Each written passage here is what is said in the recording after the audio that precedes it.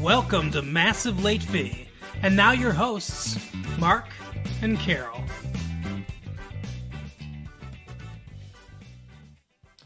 Well, hello everyone. Welcome back to Massive Late Fee. My name is Mark. With me as always is my girlfriend Carol. How you doing, Carol? Hey, what's up? Not much. It is November 4th, 1994. You always sound like you have no idea what day it is. Well, I don't always remember the date. Don't you write it all day at school? Yeah, I guess that's true. Okay, then. But yeah, it is November 4th, 1994. This is Massive Late Fee, and we've got some news. Really, not much news, actually. There was an interesting story in the Detroit Free Press that I would bring up. I figured I'd bring up. It's just after Halloween, and this story is talking all about monsters and where they come from culturally in society. Oh, that sounds cool. So they talk about the Godzilla in the 50s and some of the giant bug movies like Them and things like that. Uh-huh. And it talks about how, it's no mistake that Japan lived through the horrors of Hiroshima and Nagasaki and, the nuclear bombs. And that they came up with creatures that were blown up to giant size by nuclear weapons. Right. And then in the 60s and the 70s, they talk about how there was so much environmental stuff going on. People wanted to save the environment. There was a lot of activism with that going on. And so there were movies like Jaws, and I think they mentioned Piranha and maybe something Grizzly or something like that. But anyway, it was like nature fighting back. Yeah, I never heard of any of those movies except Jaws, but I've heard of Piranha. I believe Piranha was James Cameron's first movie, I think. Huh. Or Piranha 3D or something like that. I don't remember. But anyway, and then they talk about the slasher films of the 80s and how in the 80s crime was on the rise. People were... I would also point out serial killers. There were a lot of serial killers in the late 70s, early 80s, and the slasher movies kind of came out of that. That makes sense. And then now they're wondering what's going to be the new thing. That's kind of what they're speculating on now that we're in the, basically the mid-90s now. What is going to be the new kind of scary thing? They mention The Hand That Rocks the Cradle and some of the family wrecker type movies as a possibility. There are not a lot of good horror movies right now. It's sort of a doldrums time for horror films. Yeah, I mean Flatliners was good, but that was older. Yeah, and I wouldn't necessarily consider that a straight-up horror film. Right. But, yeah. The New Nightmare. Yeah, we just watched that. Would you consider that a good horror movie? Yeah, it was alright. I mean, not really, I guess. I mean, I guess I will say, though, that is sort of the thing I liked about it, is it's sort of a new direction. It's kind of almost like not necessarily, how do I put it? So, it's very self-referential, where they obviously referenced the previous movie, the first movie. They referenced that that was, they almost referenced that it was a movie even though it wasn't a movie, but it was, so I could see it going in a direction like that. Part of the problem, and not that it's necessarily a problem, but we're at a time of after the Gulf War and everything, we're at a time of relative peace, and the economy is beginning to get better. There's not a lot of horror movies come out of fear. They come out of real life things or events that make people afraid, and it's like a catharsis. That's why during times like World War I, World War II, those were big times for not necessarily World War I, although a little bit after that into the 20s, that was like a golden age of horror movies. Just like the 50s after World War II was a golden age of horror movies. and to some degree in the 70s as well after the Vietnam War. What kind of horror movies were in the 20s? So like Metropolis, Nosferatu. I'm trying to think of. There's another one that's a big one. I think Freaks might have come out around that time. Okay. There were a lot of kind of classic horror movies from that era. Fritz Lang, he was a big director in the 20s of those kind of movies. Nice. So anyway, that's all I really have for news. It's slow news time. Well, I have some news. Oh, do you? So we had an amazing party for Mark's birthday this weekend. We did. We're feeling the effects of it today. Yeah, still. But it was super fun. And did you have a good birthday? It was great. It was a great birthday. Good. Yeah, I want to thank everyone for coming out. Thank you to Carol for planning everything. You deserve this. That's our. Aw, you're making me blush. That's our studio audience.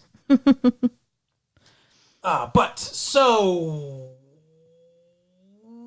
now we will talk about my so-called life.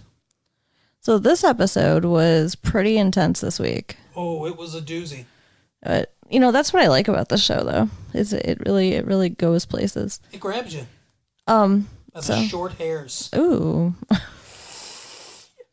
I think those are the ones on your neck, though. I believe that's what it refers to. Maybe? Sure. I don't know. So, in this episode, there are two parties going on. Yeah. Angela's mother is basically forced by her mother, Angela's grandmother, into throwing a 40th anniversary party for her parents. Lots of fun. Her dad is in the hospital after just having a heart attack. I don't remember exactly if they said he had a heart attack or if he was having a blockage or something. He was recovering and they were checking him out. Well, I mean, I know they said he had to do like the heart healthy diet and stuff, so I mean, I'm assuming it was something cardiac for sure. Yeah. So he had been in the hospital, and that's why I guess the mom wanted her to plan the party and make it healthy and everything. He just got discharged from the hospital, like the day of the party or the day before, but she still wanted to have it, which seemed kind of weird. Yeah, so they were going to have the party at a restaurant, and she said, oh, he'll never like that. He doesn't, how he doesn't like to go out. He doesn't like to be in weird, uncomfortable places, all that noise, blah, blah, blah, blah, blah. So she says, oh, if only we could have it someplace that felt more homey, someplace that he'd be comfortable at. And then she kind of looks around when her daughter doesn't take the bait, and she's like here. She's like, oh, but no, I couldn't ask you to do that. It's very manipulative, but I see. So it's interesting. This episode is interesting because I see now the similarities between Angela and her mom and her grandmother. Yeah, it was interesting to see it. This show is definitely about mothers and daughters, I would say. Oh yeah, family in general too. Well, the episode's called "Other People's Mothers" because Angela meets Rayanne's mother for the first time in this episode. Yes. Because when we first start out in the episode, Rayanne and Ricky are at Angela's, and Rayanne decides to take a beer. Like, she got that brew. What an idiot. She drinks way too much. Well, she loves the taste of those golden oats. So she has Ricky carrying it for her because they're like taking snacks up to Angela's room, and Angela's mom walks in and catches them. So of course she thinks it's Ricky's beer. Ricky looks more like a cosmopolitan type guy, not a beer. Right. So then they decide they're going to hang out at Rayanne's the next day because Angela's mom is still, mad. Mm. And, we have seen Rayanne's mom before, but never once, yeah. in her own environment. It's definitely an experience. I wish that I could go to her house and hang out too. It looks fun. She looks like, so she's got those beads that hang from the wall, like something that would divide the front of a van from the back of a van in 1971. Right? That's what it looks like. And so no doors, just beads. I always thought that, why do people do that? That's so weird. That is very weird. I don't like it. There's no privacy in that. No, I mean, you can hear everything like you're in the same room. Yep. So, yeah, it's just like all kinds of new agey decorations everywhere. Yeah. And she's into tarot cards. So she wants to do a reading for Angela. Angela gets totally obsessed with tarot cards. And what'd she say? Like, she's decided that the only things worth eating are desserts and appetizers, so that's all she ever makes. Yeah, I think that's something like that. You know, isn't that like the movie Mermaids? A little bit. I kind of remember the mom in that movie, like, only made finger foods. Yes. Yeah, that's right. That's right. Cher. Yeah, she, like, cut the crust off sandwiches and shit, like, used cookie cutters, and she was weird. So, yeah, I mean, and they were both very free spirits, so, you know, I guess free spirits don't have time to cook healthy meals. So Angela just loves this woman, and her mom has to come there to get her and, you know, sees what it's like there. And the woman's walking around with a drink in her hand the whole time. In a lot of ways, Rayanne's mom is the exact opposite of Angela's mom. Yeah. Where Angela's mom is very responsible and in some ways stuck up, uptight, got a stick in her ass. Oh, yeah. Rayanne's mom is very laissez-faire, do what you want kind of thing. And I think the perfect area is in the middle of the two of them. Right, for sure. I mean, more towards Angela's mom than Rayanne's mom, but still, you know, in the middle. In the middle, yeah.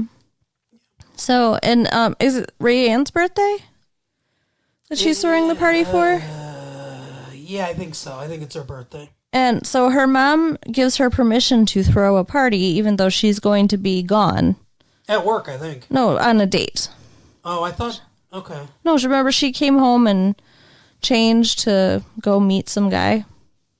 Yeah, but she was at work before then. Yeah. But anyways, she says that you know, she can have, you know, so, she's like, I know there'll be some drinking and, you know, just don't get out of hand. Like, I'd rather have it under my own roof. Right.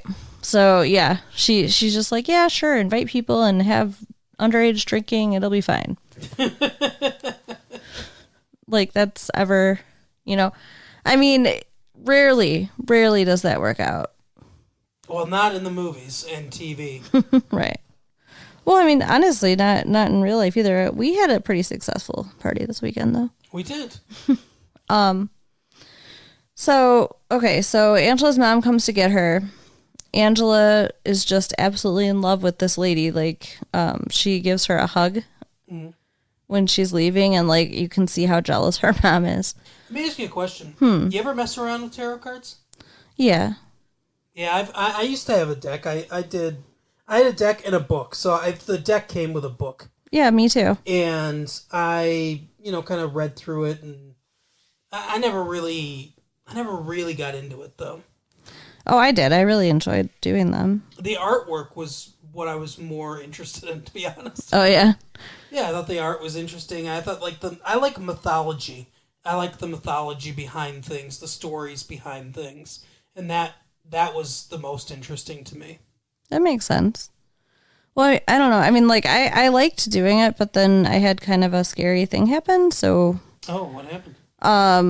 Well, I was using the cards for, like, a few days, and then one night when I went to bed, I heard somebody, like, come in the house and, like, start coming down the stairs. And, like, I, like, freaked out, and I'm thinking, like, is my friend, like, breaking in? What's going on? Right. But, then my door opened. I heard them, you know, come the rest of the way down the stairs, and my door opened, and nobody was there. Holy. And then I heard in my ear, Carol, wake up, wake up. Whoa. Yeah. So your door actually opened? Yeah. But no one was there? No one was there. Were you awake? Did you? Yeah, no, I was totally awake. I was not asleep yet. I was just laying down. But, like, so you looked up and looked at the door and it opened yeah. on its own? Well, I looked over when the door opened.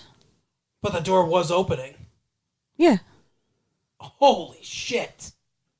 That's crazy. Yeah, it was really scary. And so I stopped playing with the tarot cards because I feel like maybe they channeled something. Oh, wow. Yeah. That's crazy. Yeah, nothing like that ever happened to me. So why did you stop doing it? You said you just didn't get into it? Yeah, I was never super into it anyway. And I never got good at it. Well, I know you've never been into like reading your horoscope or anything either, so. No, I'm not big into that kind of stuff. Stuff that's would be considered supernatural, I guess. Right, and that's like some of my favorite stuff. I like made up stories about it. Like I like Stephen King books, Mm-hmm. and I like horror movies. So I like the supernatural as far as as an entertainment vehicle, but as a reality thing, I'm not as into it. Like I don't know that I would ever go ghost hunting. Oh, I think that would be so fun.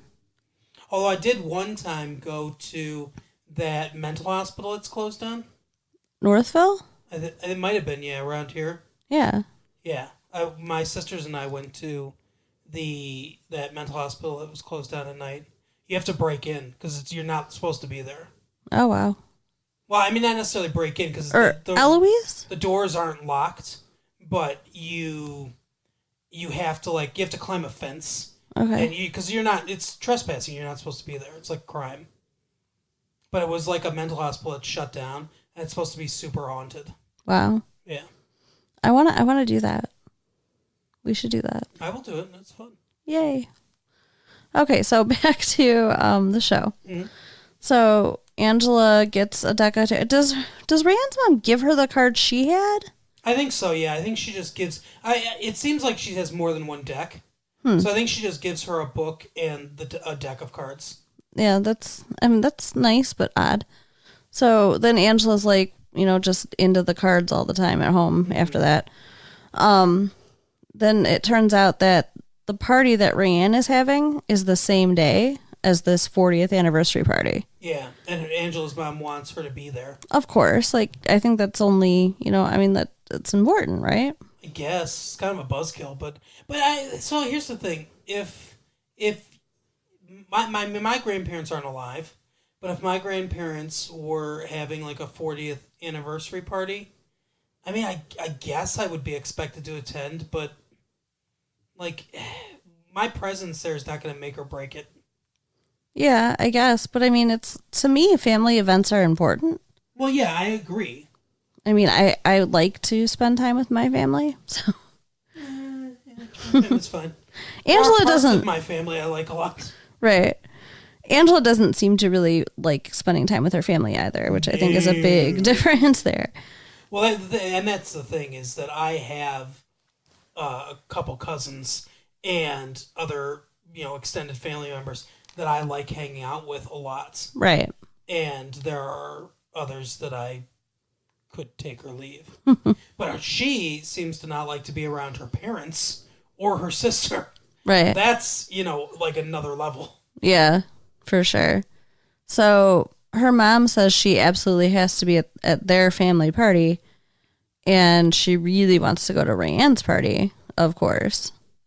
And her mom is freaking out and wants help to plan a party and set up for it and everything. And Angela is just like, to Rayanne, just like, oh, well, I can't be there, so at least let me help, and goes and helps her instead of helping her mom. Yeah. Which is really crappy. Yeah, she's kind of shitty to her mom this episode. Yeah. So the day of the party comes, and Angela decides that she is just going to go. Yeah, her mom comes up to her room, and she's dressed in like a band t-shirt and a flannel, over it and everything. And she's like, "Oh, you look nice," like sarcastically. And she says, I think I'm going to go to Rayanne's. Yep. Just like, she's just basically like openly defying. Like, I don't understand what she's thinking. Right? How she thinks that she can just say, "Oh, I'm just doing it." But I mean, she does. Yeah, she does. She gets away with it. Well, yeah, she does end up getting away. Well, the thing is so we find out when the grandmother gets there that Grandpa's not coming.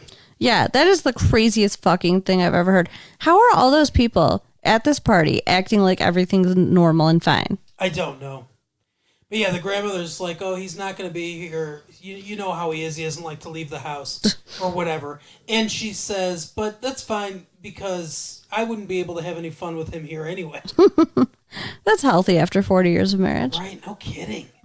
Man, it's so messed up. But, so Angela comes down and says, she's like trying to mingle a little bit. And then she says something to her mom in front of the grandmother that she wants to go to the party. And she's like, she says, finds out the grandpa's not here. And she's like, are you kidding me? Like, he doesn't have to come to his own 40th anniversary party, but I have to be here. Right. He is also an adult, though. I mean, it's crazy to have an anniversary party without one of the members of the marriage there. For sure. But he also can make up his own mind because he's an adult. So, yeah, she kind of freaks out, and the grandmother's like, well, what were you going to do? And she's like, I was going to go to a party at my friend's house. She's like, oh, go to your friends. You didn't need to be here. Right. So, yeah, I mean, the grandma kind of gives her permission, I guess. Yeah. Even though it's not her place at all. No. So, Angela goes to Rayanne's party. She does. She goes there. Shut up. And it's insane. It's like a little apartment, but it is full of people. Like she lives in can a house, barely doesn't move. she? No, I thought she lived in a house. I'm pretty sure it's an apartment, honey. All right. But it's crazy.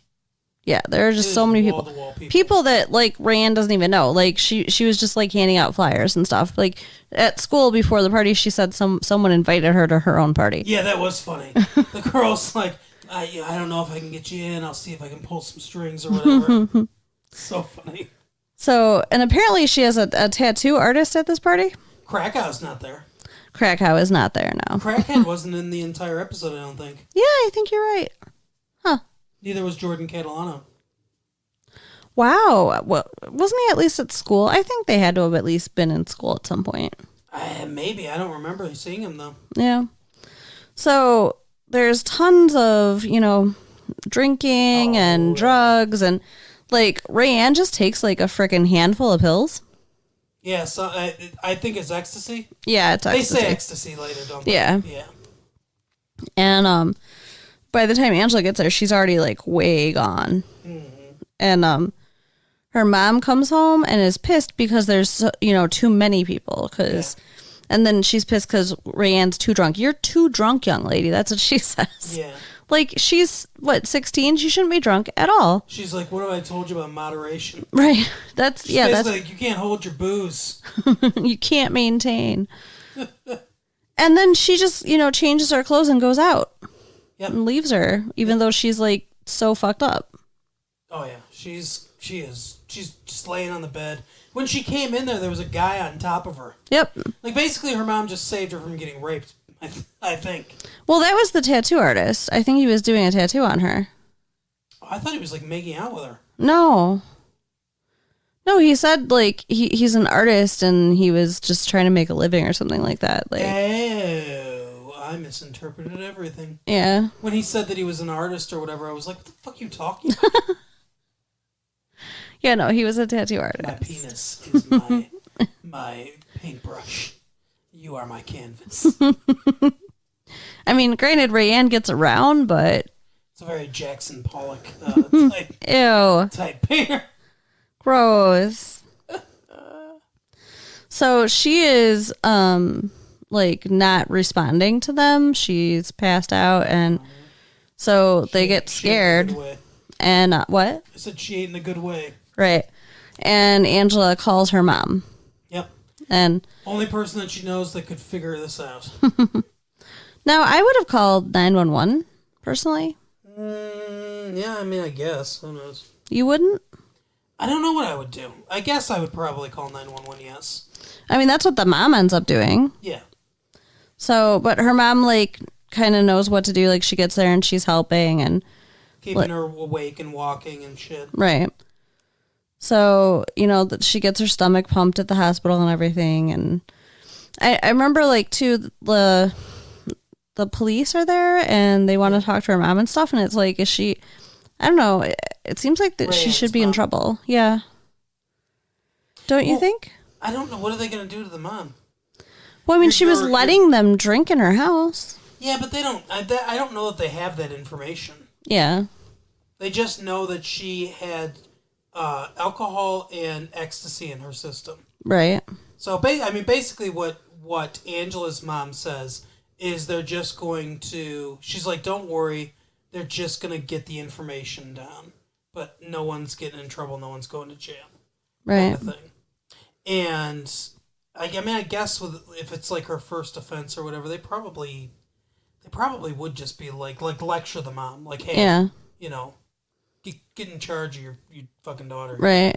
Keep better tabs on your kid. Yeah, something like that. I guess, I don't know. I don't know what the reality of that is. Some of us don't get caught. So. Yeah. But anyway, so, I'm not sure what the reality of that is. But then Angela asks her mom, hey, how did you know what to do? Which is so weird because she just assumed her mom would know what to do. But then she was kind of amazed that she did. So right. She was like, how did you know what to do? And her mom tells her that her college roommate also drank and did drugs and reminded her a lot of Rayanne. Yeah, because she said earlier that she did not like Rayanne. She didn't think she was the right friend for her. Mm-hmm. And she said that her friend had, ended up being, in that situation, but the difference was that she actually died. Yeah, she died. So that's kind of crazy. And so we kind of get an idea of that, Angela's mom was friends with her roommate. She really liked her and everything. But then, she went out and partied. She died, like it broke her heart or whatever. And she doesn't want Angela to go through that. Which makes sense, but it seemed like they kind of bonded there. A little bit, yeah. And then Angela, and she bonded with Ricky too at the hospital. She did, yeah. That was kind of cute. Yeah. Like I don't remember exactly how it happened, but like she figured out that the beer wasn't his. Yeah, well he said to her, basically he says, what do you do when there's someone that you care about so much but they're doing bad things to themselves or, whatever. Basically, he's describing his relationship with Ray. Yeah.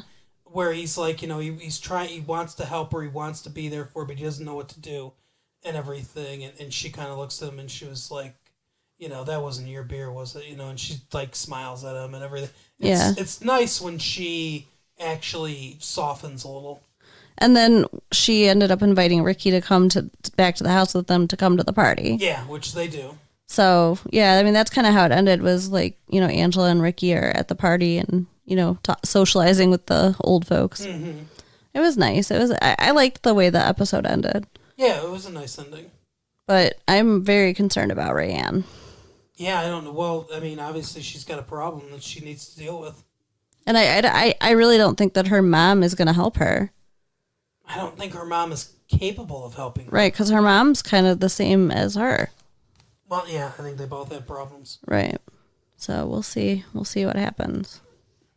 But speaking of problems, I liked this movie. So we went out and decided to treat Carol's little nieces and nephews or whatever. Or whatever. Yeah. How are they related to you? Yeah, they're my nieces and nephew. Okay. So we decided to treat them to a movie, and we went to see Little Giants. It was cute. It was a cute movie. It was not bad. There were, it's definitely for kids. Yeah. But grown-ups, I think, can enjoy it. It's a well-made film. Like, it's a good movie. Yeah, it's for kids and it's about sports, so. But it's not my favorite, but. Right. But it stars Edward O'Neill, who you may know from Married with Children, and Al Bundy, Rick Moranis of Ghostbusters fame. Yep. Who I love. Rick Moranis is one of my favorites. But he's pretty cool. Yeah. So they play brothers. And the movie kind of begins with them as little kids. and we get their relationship real quickly. The older brother, Ed O'Neill, is a very good athlete, and Rick Moranis is not. And he gets left out all the time of the sports stuff, even though he wants to compete with his brother and everything. So his brother goes on to win a Heisman Trophy and a national championship and all this stuff, and he comes back and has a successful car dealership in their old hometown, which makes sense. And because a lot of former athletes, open car dealerships like Melfar Superstar. That's so weird. Like, what is the relationship between being an athlete and owning a car lot? I don't know. Maybe it's just an easy business to get into, and having name recognition helps a lot. I'm not sure exactly why they do it, but it's a pretty common thing. But so he's got this dealership. His brother runs an old gas station, and it's funny because they're working in the same type of industry, basically, right, around automobiles. But he's obviously much more successful than he is, so it's a good juxtaposition. And he has a daughter named what's her name? Becky. Yeah. They call her Icebox because she is tough. She got the great athletic genes from her uncle. But so at the beginning, he has decided the town's kind of convinced Ed O'Neill to start a Pee-wee football league team that he can coach because they think that he can bring a championship to this town. It's a big thing for them. Whatever. So he's like, all right, I'll do it. I'll coach. And he's holding tryouts, and he picks the best players, but he leaves out his niece. Yeah, because he's a chauvinistic pig. Because she's a girl. Ugh. Even though she's like the best player out there. Such a jerk. But he doesn't want her because she's a girl, and he thinks that she should be into more feminine things. Rick Moranis' wife left them, which he talks about when they were very little, when she was very little. So he hasn't been able to school her in the feminine ways. So she wants to play. And she's friends with a lot of these other losers that didn't get picked. They have almost like a Little Rascals style clubhouse. Right. And so it's a very simple premise. She's like, let's start our own team. And she kind of convinces her dad to do it. So he does it, and the town rules so this is the weirdest part about the whole thing, but it's like suspension of disbelief. The town rules say there can only be one team. Now, I don't understand why the Cowboys, which is Ed O'Neill's team, why they can't just be the official Pee-wee team, and then the other team just be like a fun rec team. Right. Not in this league, or maybe even in a completely different league, whatever. Makes sense. But someone suggests that they play each other for the right to see who gets to be in the Pee-wee League. And Rick Moranis' team is called the Little Giants, which is a nice play on words. So the most of the movie is them kind of training and everything, and then they play the game at the end of the movie. And I mean, should I completely spoil what happens in the movie? I mean, as much as you want to. Okay, so I should. Yeah. So the Little Giants end up winning eventually, and they become victorious, and they win the game, and then Ed O'Neill and Rick Moranis they mend their relationship, and there's a bunch of stuff that happens. So I figured maybe we'd go about this a little bit differently. Tell me, give me your top 3 or 4 moments, scenes, or themes, things you liked about the movie. Okay, well, the most interesting thing in the movie to me was, what Becky's character was going through. Okay, so Becky's arc. And she, because you kind of skipped over this, she actually last minute drops out and decides to be a cheerleader. Mm-hmm. Because she has a crush on one of the players, mm-hmm. who they were talking about kissing, And basically he said he'd rather kiss a cheerleader. So, yeah, in the supermarket, they see this dude throwing toilet paper into a cart, and I can't remember what his name is, Junior or something like that, maybe. Sure, I don't know. But anyway, so he's gonna become their quarterback, and they get close and everything. She's clearly got a crush on him from when she first sees him. The young actor is named. He's got a really weird name, Devon Sawa. That's a mouthful. Yeah. So she's got a real big crush on him and everything, and they're kind of hanging out by the swimming hole or whatever. Right. And she says she's talking about kissing. You're right. And she was like, "Oh, the bad part about kissing your hand is it doesn't kiss back. If you had to," he's like, "Oh, I don't want to kiss anybody." Ugh. And she was like, "Well, if you had to, she leads him. She leads him on because she's basically like, but if you had to, you'd want to kiss like a cheerleader, more like my cousin, right? Because he was like kind of flirting with her cousin a little bit, and she was getting jealous because her cousin's one of the cheerleaders, Ed O'Neill's daughter. And she's like, you'd want to kiss somebody like that, wouldn't you? And he was like, I guess. Yeah, that's true. So she got all pissed off about that and decided, she was going to quit and become a cheerleader and wear makeup. Yeah, which, how old are these kids supposed to be? 10, 11, 12? I would say probably 11. So, I don't know. I mean, it's like she acts like she needs to hide the makeup and stuff. I don't know what the rules are in her house, but she, I don't know why she can't just do both. Why can't she be feminine and wear makeup and play, baseball? What? Football. Well, I think that's what... I think that you really paid attention to the movie. I think that's what her arc is, though. Her arc is learning that she can be both. Right. So, I mean, they actually start the game, and she is a cheerleader and not playing with them, and they're losing. Oh, yeah. And she finally, decides to get in the game. And so she's wearing her freaking cheerleading outfit and just puts on her jersey over it. So she's in a skirt out on the field. Yeah. It's so crazy. But yeah, so they win. Because they hurt Junior. Yeah, that's why, right? Yeah, so there's this freak of nature kid. Yeah, he was creepy. Yeah, and Spike, I think his name was. Yeah. And his dad's got him lifting weights and drinking 2 gallons of milk a day or whatever, and all this stuff. And I think he says at one point that he massages his calves with more milk or something like that every night. It's so weird. He's giant, too. I mean, just giant. But anyway, so the dad says to him, he's like, hey, knock him out of the game.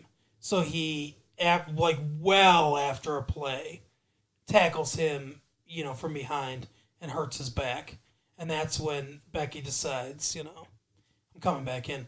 And Ed O'Neill, he has sort of a change of a heart because, not a change of heart necessarily, because we get an idea that, he's a very flawed character, but he's also got good intentions. Yeah. He goes over to the guy and he's like, hey, if I see anything like that again, he's sitting on the bench.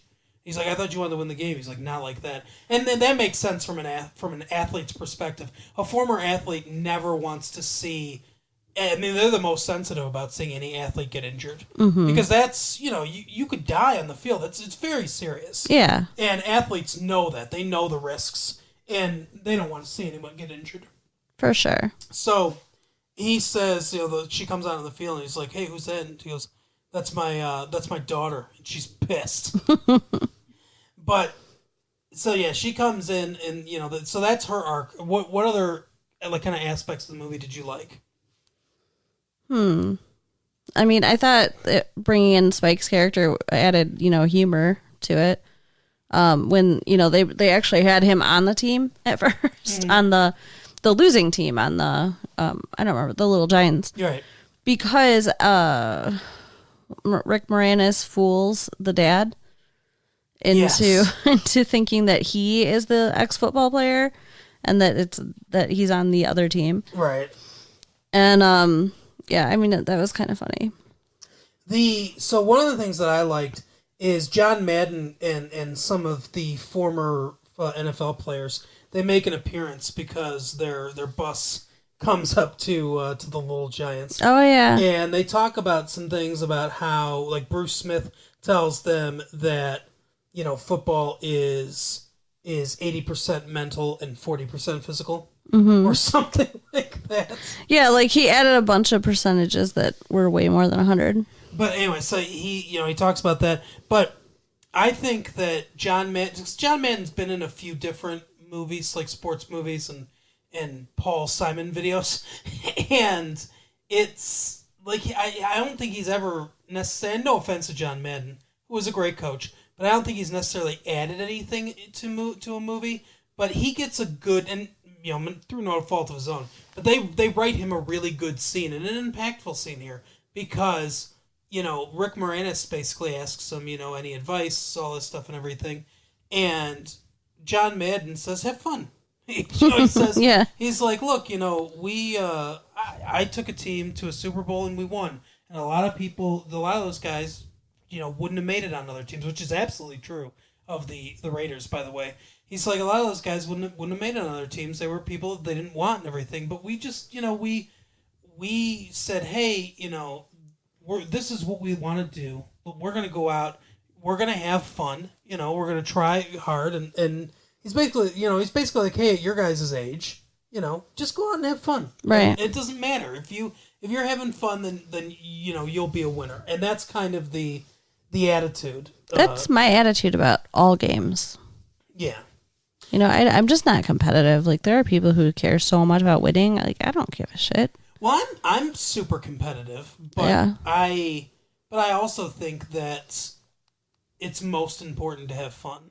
If you're not going to have fun doing something, then there's no point in even trying to win. Right. There's no point in doing it at all.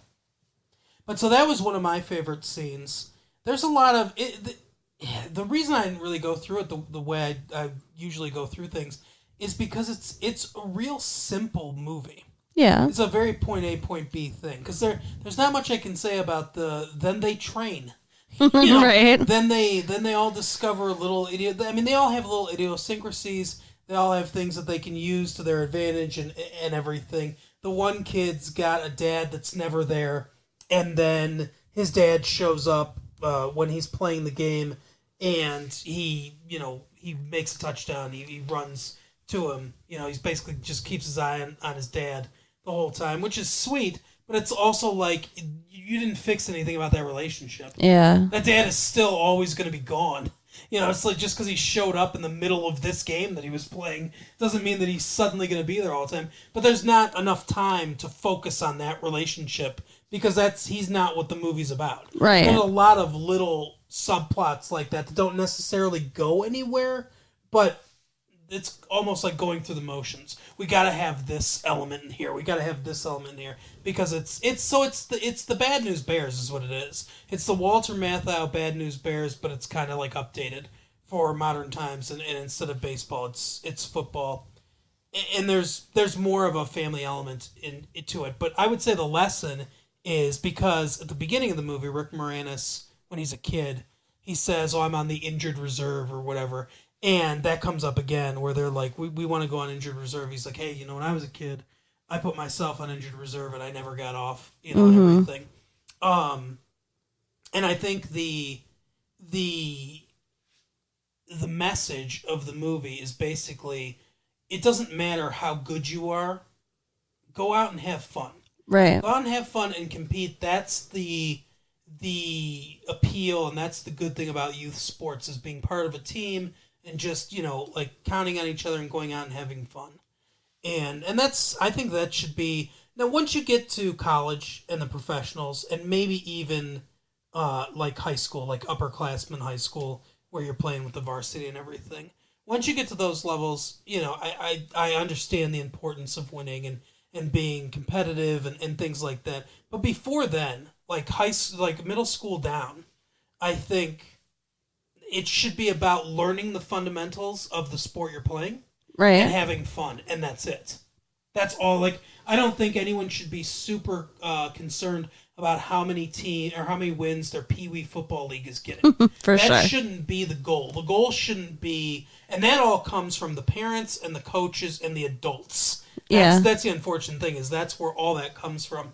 The goal should be teach all these kids how to properly play whatever position they're playing, whatever sport they're playing, whether it's baseball, basketball, football, whatever.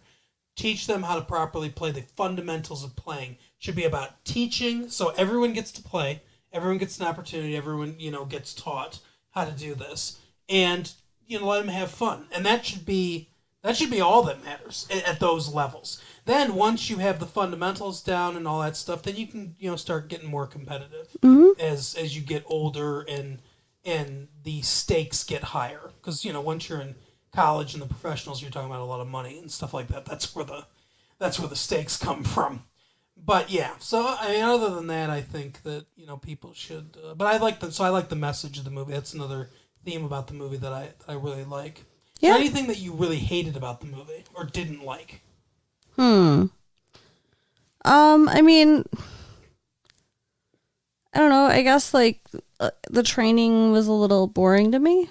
Yeah, it's not the best paced movie in the world, because it's kind of there's a lot of exciting stuff that happens at the beginning, the formation of this plan and everything, and then there's a lot of exciting stuff that happens towards the end with the game and all that stuff. But yeah, the middle drags. Yeah. I would agree with that. How about you?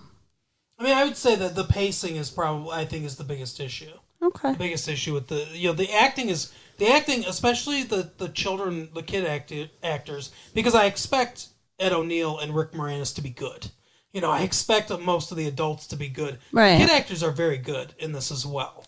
Like they do a good job. It's not easy to work with children, I think, a lot of times, but they do a really good job in this movie. So the acting is really good. I think the overall screenplay is pretty good. The two elements that I would say that kind of fall down a little bit are some of the plot lines that don't go anywhere, like the kid and his dad, and the pacing of it. It's very slow in the middle. Yeah. But I mean, the kids seem to be entertained enough. They seem to love it. That definitely seemed to hold their interest, and that was the most important part. Yeah. But that's all I've got. So that is our episode for the week. We will end this episode as we end every episode with our blockbuster pick of the week. Carol, what are you picking this week? Well, this week, one of my favorite movies came out. We've already discussed it on the show, but I do, want to tell you guys, now is the chance. If you missed it in the theater, go rent it with honors. Yeah. You're not a dog. What? You're not a dog. Oh, yeah. With Moira Kelly, right? Moira Tierney? Oh, I don't know. I don't know what her name is. And Brandon Fraser. So, and Joe Pesci. Joe Pesci is probably the more important one. Very, very, very good, great, heart-wrenching movie. Yeah. Very good movie. I will go with another sports movie, not Little Giants. I was going to say. Little Big League. Okay. Another little movie. This is coming out in a few days. It's I can't remember the name of the dude that's in it, but the little kid that's in it. But the Gary, what's his name? Timothy Busfield, that's his name, is one of the adults in it. But anyway, so the basic plot of the movie is that this dude's grandpa owns the Minnesota Twins, and then he dies, and he leaves the Twins to his grandson, who loves the Twins, and it's apparently some sort of baseball genius. So he decides to install himself as the manager of the Twins and tries to manage the team to a successful season.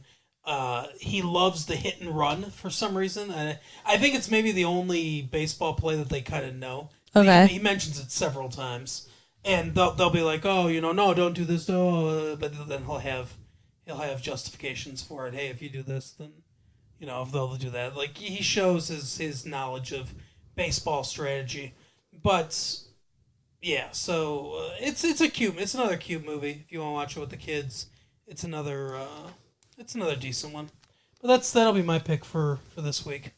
All right. But that is our episode. Carol, take us home. You're so weird. Okay, so, stop by our lockers, give us money, give us stars, tell people about the show, keep listening, and have a good week. Yeah. Bye, guys. Bye.